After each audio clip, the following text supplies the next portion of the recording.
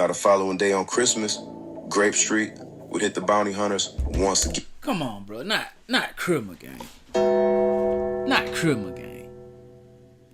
Y'all ain't turning up on criminal, bro. Like, holidays like maybe Christmas, Thanksgiving, bro. That should be like a past holiday. Like, it should be like, okay, on Christmas, bro, we ain't taking nobody from their family, bro. The 4th of July, New Year's, bro, they gon' smack. But criminal, Thanksgiving, Juneteenth, bro, you know what I'm saying? Labor Day, you feel me? You know, Memorial Day, maybe, you dig? We ain't gonna smack nobody, bro. On all our hood days, nobody smack nobody on their hood day, you feel me? But especially criminal, bro. Like, you supposed to be celebrating the Lord. YouTube. What's that word, man? Welcome back to the channel. Welcome back to another video, man. I go by Don. If it's your first time tapping in with the kid, man, make sure you stay all the way locked in. All the way tapped in with the kid, man. So, we back with another one, man. We back on the Shaking Reaction channel. Y'all know over here, man, we talk about gangbangers. Yeah, man, that's what we do over here, man. We talking about the who's and the who's nots in the gangbanging community, bro. So, today, though, we're going to talk about the Grape Street CRIPS, man. And we're going to talk about a war that they've been having between the Bounty Hunter Bloods and the Black Peace Stone. You feel me? Shout out my dog boys in the Hood TV. We in L.A., back at the crib. You know what I mean? Y'all make sure y'all like, hype, sub up, man. Y'all know what to do, for. Live into it. Welcome to Boys in the Hood TV. Today we're going to be discussing a known shooter named DK from the Grape Street, Watts CRIPS. Now, Diamond Jones, also known as DK, was born in Watts, California in 1984. DK grew up in the notorious Jordan Down housing projects. Now, this housing project is known for drug dealing, murders, shootings, assaults, robberies, and is one of the most dangerous projects in all of LA. Now, the Jordan Downs is occupied by the Grape Street CRIPS. Now, Grape Street, which is predominantly an African-American street gang, has been in that projects since the 70s. But they also share that same area with another gang known as Southside Vadio Grape, which is mostly a Hispanic gang, but known to have black members. Now, DK grew up during the height of gangbanging in Watts, which was the 80s. That's like a first, right? Y'all correct me in the chat, but that's like a first. That's like a first for Mexicans and blacks to, you know what I mean, be together in a gang, bro. You don't really hear about that too much in LA, bro. You know what I'm saying? But I guess they both bang that grape, folk. You feel me? And 90s being the most violent time. Now, in this era, you were likely to get shot and killed, even if you were not a member of any gang. Dang. As a kid, DK was see. So you telling me, even if, bro, I decide I ain't gonna bang, you know what I'm saying? I ain't on that. I still can get killed for banging? I don't know, bro. I don't know who's worse, bro. And y'all can get in my comment section and let me know who y'all think worse. But I gotta say, top 5 most dangerous places to live, bro. Gotta be LA for sure. I think LA number 1, gang. LA number 1. That's gangland. LA number 1. Then, I gotta say Chicago, Macon, Georgia. I wanna say Jacksonville, but I'm not saying Duval ain't dangerous, but I think Duval killing kind of makes sense. You feel what I'm saying? Nah, I gotta take that back, because one of my homies told me, like, he pulled up on his granddad in Jacksonville and got robbed. Jacksonville, you know what I'm saying? And maybe Columbus, Georgia, or Savannah, Georgia, one of them. Y'all let me know y'all top 5 down below. The Mount Rushmore, bro. How many on Mount Rushmore? I think it's 5, maybe 4. But the Mount Rushmore of most dangerous cities to live, bro. LA gotta be number 1 though, for sure. The daily war between the Grape Streets and the Bounty Hunter Bloods firsthand by living in the Jordan Down projects. Now, Grape Street not only had beef with the Bounty Hunters, but they also beef with the PJ Watts Crips, the 10-Line Gangsters, East Coast, 9-9 Mafias, and other gangs. Now eventually, DK will get his put onto the hood, and by the 90s, he will be repping the Peter Roll Mafia clique. Now this clique is one of many Grape Street cliques that were extremely active in the streets. Now although in the streets, DK, like many of his homies, would attend Jordan High School. Now Jordan High School was known for having repeated fights, which involved gangs like Grape Street and the PJ Watts Crips. Now DK would be best friends with the star athlete Brandon Bullard, aka BL or Beezy from Grape Street Crips. Now BL played football for Jordan High School and was potentially being scouted by different colleges. Now after high school, DK would be knee-deep in the streets. And by 2002, DK would be arrested on drug charges. He would be hit with a felony for being in possession of a controlled substance. But ultimately, he would take a plea deal and he would get his 18-month sentence suspended, and he would only have to serve 90 days in county and complete a drug program. Now by the mid-2000s, the war between the Grape Streets and the Bounty Hunters would heat up. On Christmas Eve, 2005, at around 8:30 p.m., as DK and his homies stood outside the Jordan Downs, members of the Bounty Hunter Bloods would slide through and start shooting. Now DK was nearly shot in his face during this attempt by the Bounty Hunters. Now after surviving this, DK was pissed off, so him and a couple homeboys from the Peter clique will get armed up and go looking for retaliation. Now at around 8:40 p.m., DK along with the Grape Street members would drive down 114th and Success Ave in the Nickerson Gardens. Now standing outside was a Bounty Hunter Blood named Demond Whiten, who was there to visit one of his homeboys. And that's when out of nowhere, DK and the Grape Street members would hop out with 2 AKs and start blitzing. They would let off 20 shots, hitting Whiten multiple times, and immediately fleeing the scene. Now by the time officers arrived on scene, they would find Whiten laying on the ground unconscious. He would be transported to the hospital where he would survive his injuries, but he would be permanently paralyzed. Now the following day on Christmas, Grape Street would hit the Bounty Hunters once again. Come on, bro. Not criminal gang. Not criminal gang. Y'all ain't turning up on criminal, bro. Like, holidays like maybe Christmas, Thanksgiving, bro. That should be like a past holiday. Like, it should be like, okay, on Christmas, bro, we ain't taking nobody from their family, bro. The 4th of July, New Year's, bro, they gon' smack. But Christmas, Thanksgiving, Juneteenth, bro, you know what I'm saying? Labor Day, you feel me?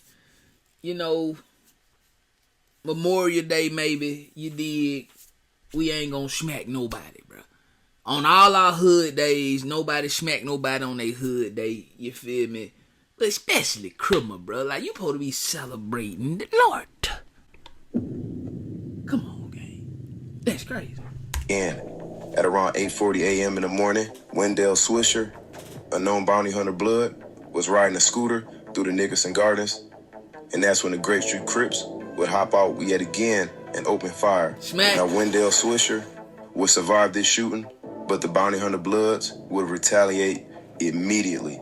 At around 9 a.m., DK's homie, Bullard, aka BL, will be standing outside on 103rd in the Jordan Down, when out of nowhere, members of the Bounty Hunters Blood pulled up, hopped out, and opened fire. Now Bullard will be struck in his face with gunfire. Now this would not be critical or fatal, so Bullard would survive his injuries. Now 2 days later,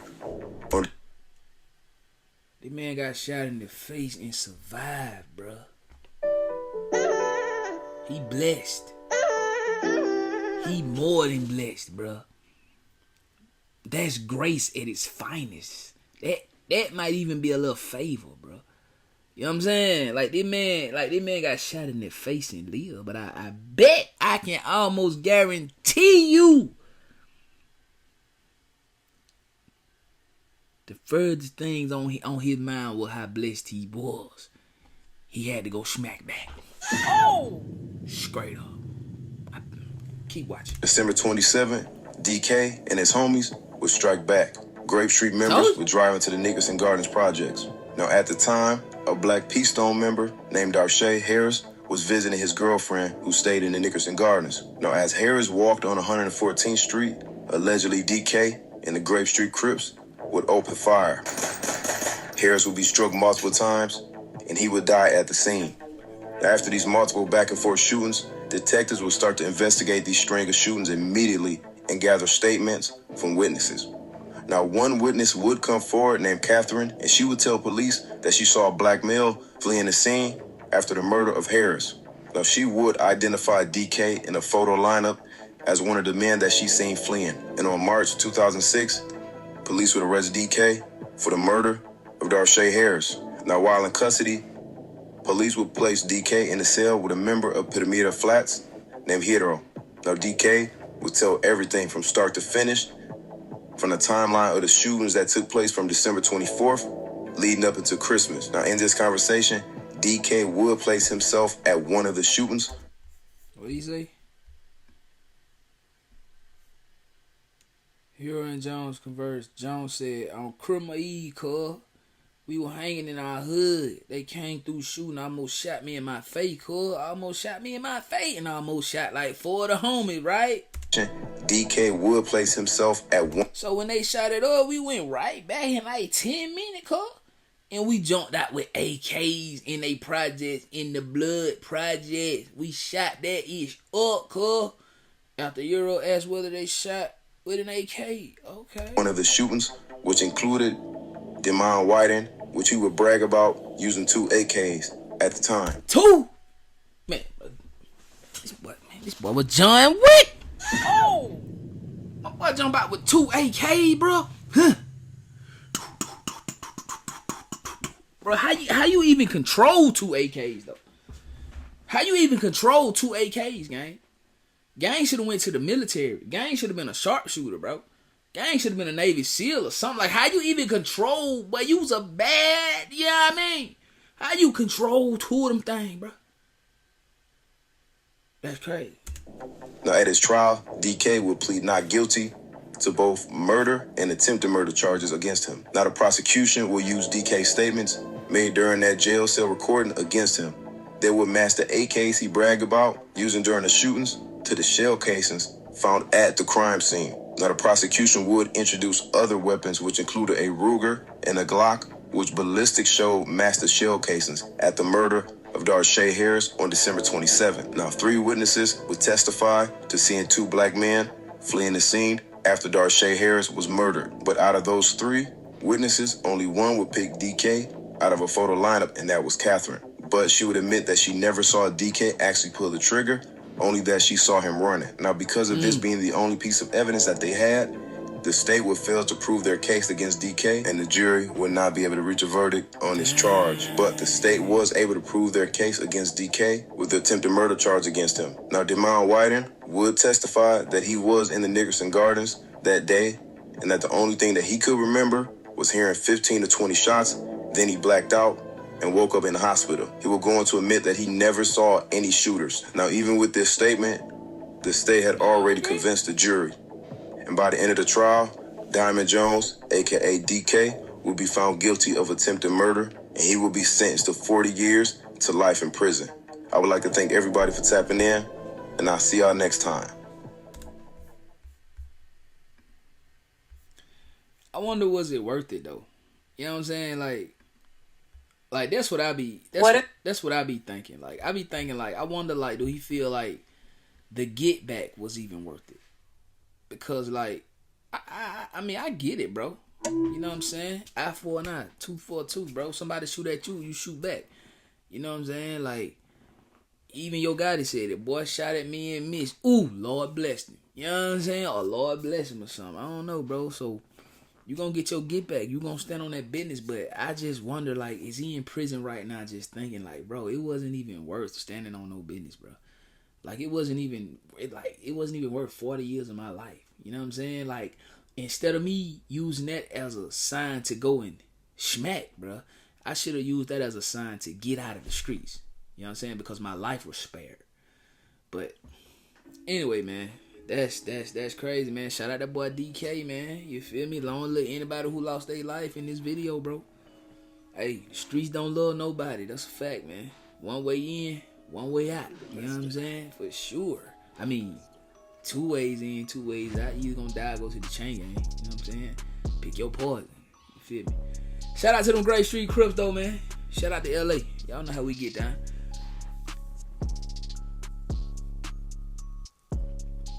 And don't forget, man, don't forget to like, hype, don't forget to sub up. After you sub up, make sure you ring that bell. After you ring the bell, make sure you hit all so you don't miss none of these bangles, man. You feel me? Y'all know it's a mob life or no life. Mob with no way. Y'all know how we coming. OTM, we get it out that mud every single day. I go by Done. I love y'all. God love you more than me, so tap in with the biggest. And I'm going to catch y'all tomorrow for all that get it. Gang. You know we got the streets, nigga. We got the trap too. I say my trap doing numbers, I just bust another jewel. Got a player around the corner, hey. I say my trap doing numbers like that 05 summer. Got a quarter pound on me, hey. The trap doing numbers.